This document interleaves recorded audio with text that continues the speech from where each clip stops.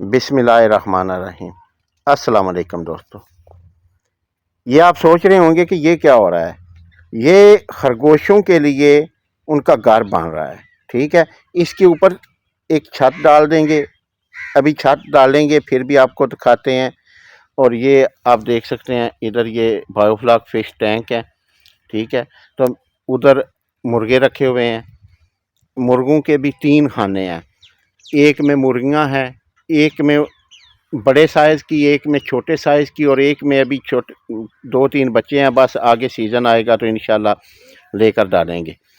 और ये जो है ना, ये खरगोशों के लिए ये मुकम्मल हो जाता है ना, तो अगले शाट में इंशाल्लाह आपको बताऊंगा कि इस पर और क्या क्या करने का इरादा है। खुडे क्यों निकाले हैं?